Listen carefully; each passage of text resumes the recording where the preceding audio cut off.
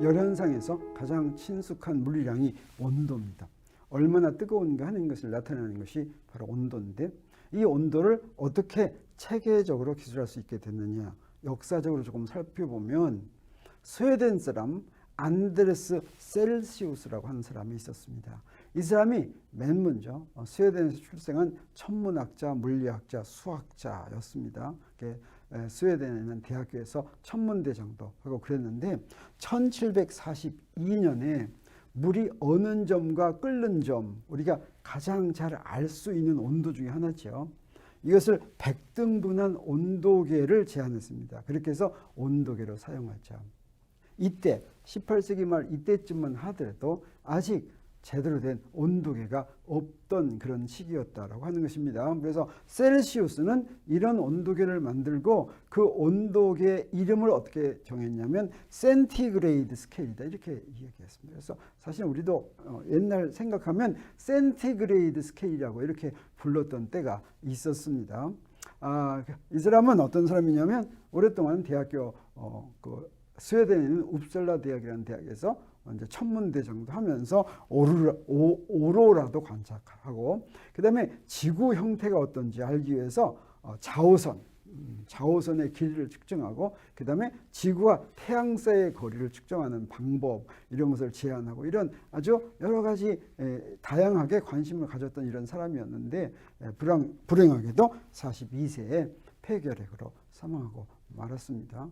이 셀시우스 스케일, 섭씨 온도죠. 이 섭씨 온도를 보면 이렇게 된 겁니다. 자, 온도계가 어디 물이 어는 온도를 0도라고 하고 물이 끓는 온도를 100도라고 하고 그 사이에 눈금을 100개 만든 센티그레이드가 바로 100분의 1이다. 우리 센티메타 이런 말 있죠. 이게 100분의 1이죠. 그래서 센티그레이드다, 이런 것인데, 이 섭씨 온도를 미국을 제외한 대부분의 나라에서는 다 사용합니다.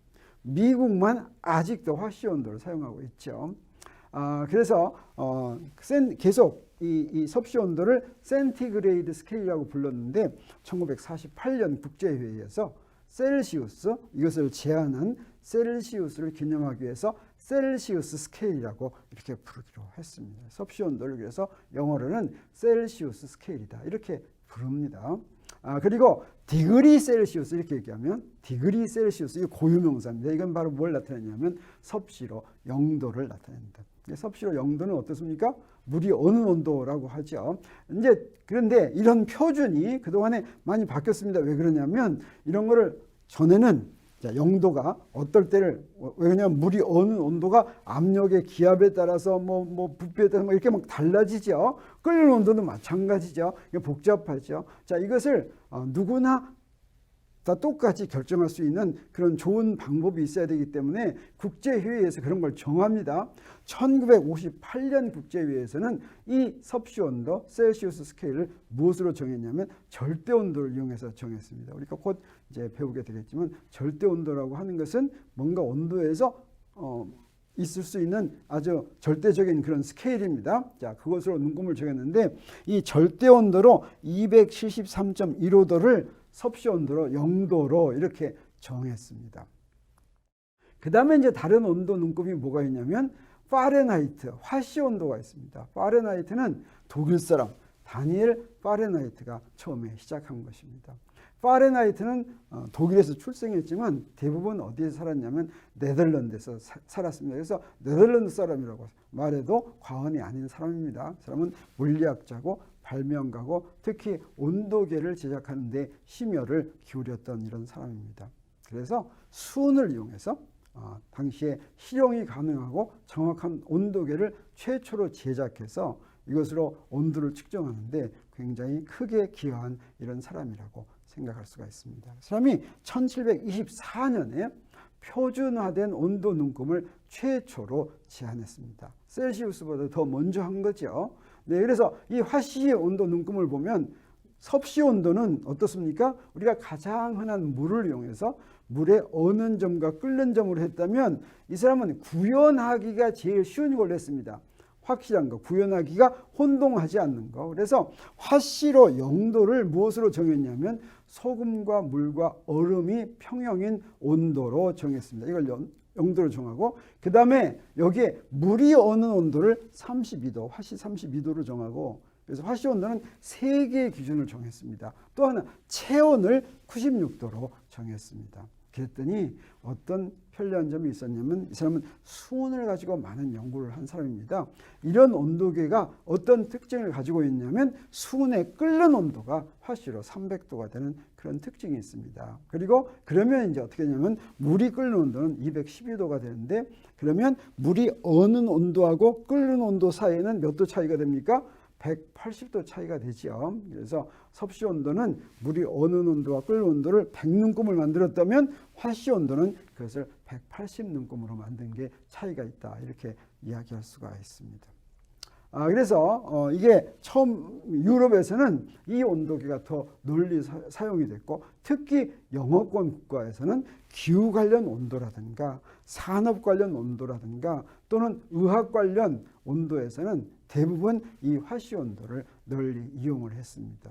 그런데 국제회의에서 섭씨를 이용하기로 국제회의에서 결정하고서 대부분 미국을 제외한 거의 모든 나라에서는 이제 섭씨 온도를 이제 사용을 하고 있습니다. 그러다가 무슨 일이 벌어졌냐면 온도라고 하는 것은 온도가 얼마나 밑으로 내려갈까, 얼마나 위로 올라갈까가 이제 관심의 대상이었는데 위로는 끝없이 올라간다고 생각이 되는데 밑으로는 한계가 있을 것이다라고 생각한 사람이 많이 있었습니다. 그 중에서 켈빈이 거기에 크게 기여했습니다. 이 켈빈은 윌리엄 톰슨이라고 불리는 사람인데 나중에 이제 기사자귀를 받았어요. 그리고 이제 다시 그 백작, 남작 뭐 이런 것도 됐어요. 그래서 켈빈 경 이렇게 불리는 사람인데 이 사람이 당시에 이제 19세기에 전자기학과 연력학 이론을 수립하는데 크게 기여한 사람입니다. 그다음에 특히 언제 자귀를 받았냐면 기사자귀를 받았냐면 대서양을 횡단하는 전신 시스템을 성공시켰습니다. 그래가지고 여기에 자귀도 받고 아주 돈도 많이 벌고 아주 부자로 살고 유명했던 이런 사람이었습니다. 그리고 1848년에 발표된 논문에서 최저 온도가 마이너스 273.15도 섭씨로 일 것이다 라고 하는 것을 최초로 밝혀서 이 사람의 이름을 바로 이게 가장 낮은 온도니까 여기서부터 영도를 시작하면 좋겠죠. 그래서 여기서부터 이제 영도를 시작한 켈빈 온도가 시작이 됐는데 이제 이 사람이 1907년에 죽었을 때 웨스트민스터 사원 뉴턴 옆에 안장이 됐다.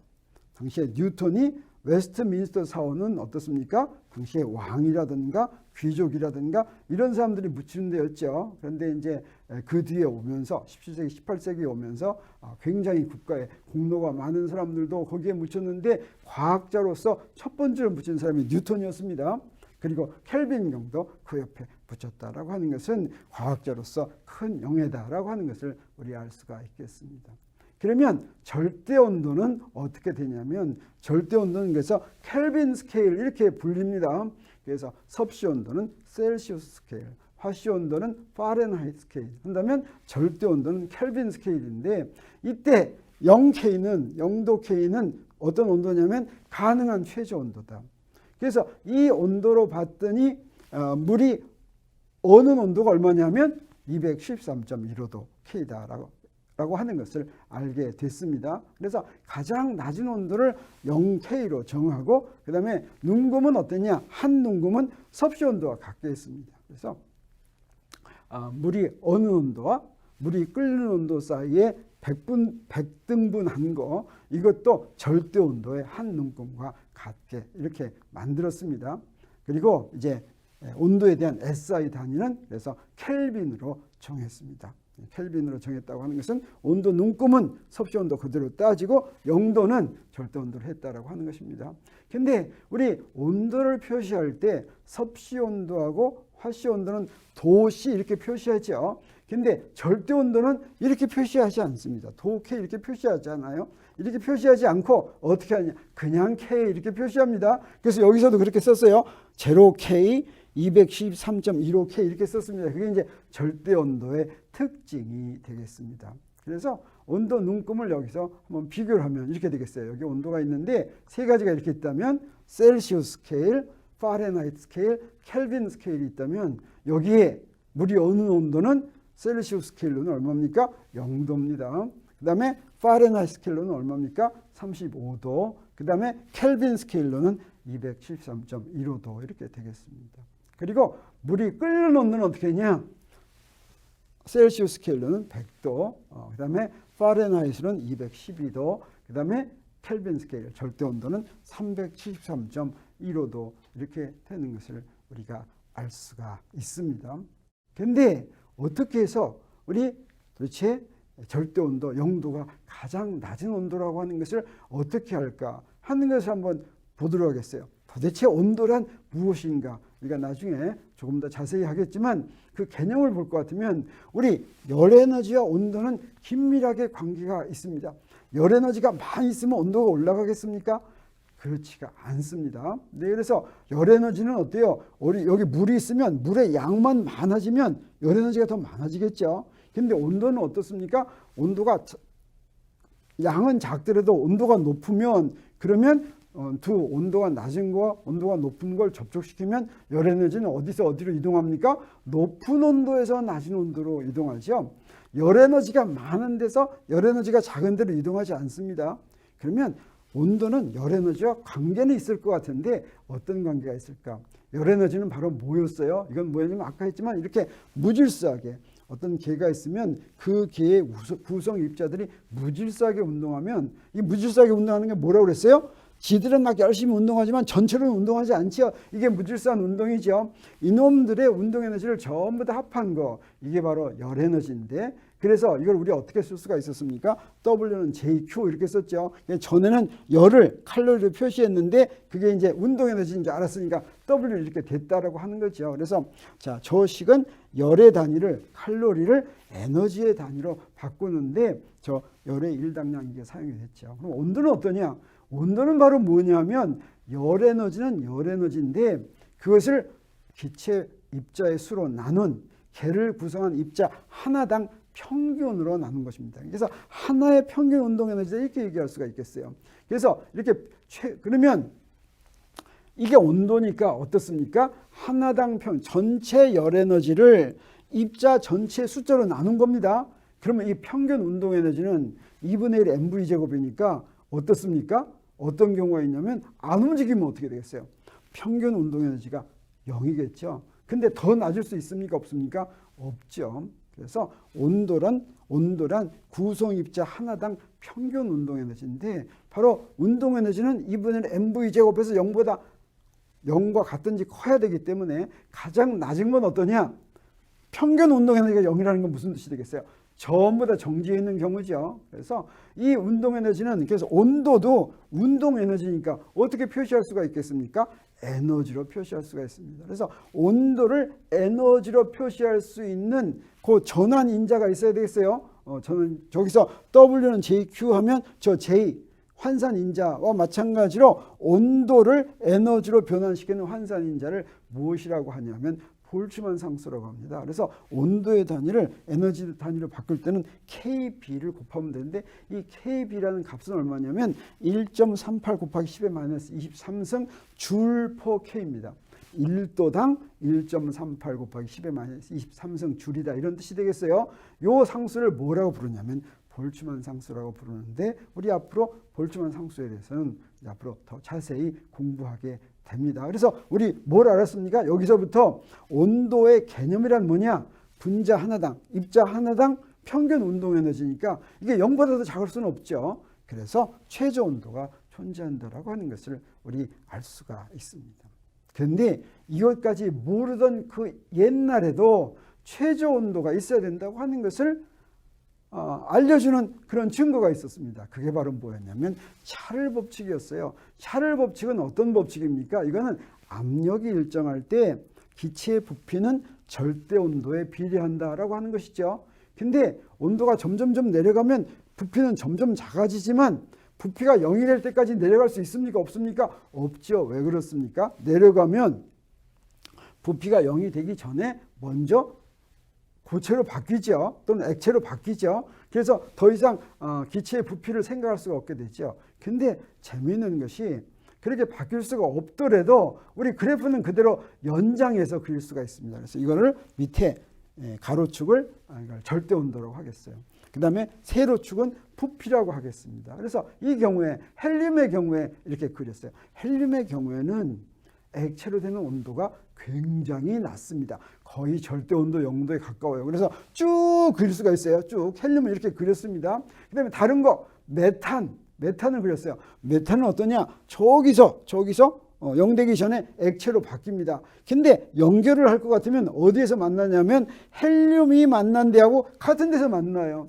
그 다음에 여기서 물은 어떠냐? 물은 0도에서 얼지요. 근데 이것도 쭉 연결할 것 같으면 저기서 같은 데서 만납니다.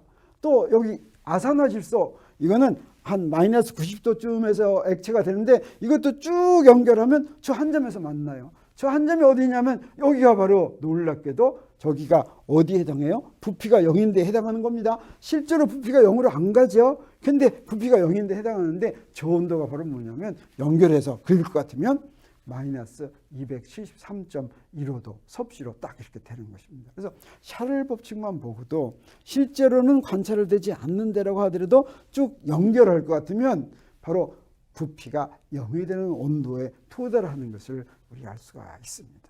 이건 다 바로 뭘 얘기하느냐?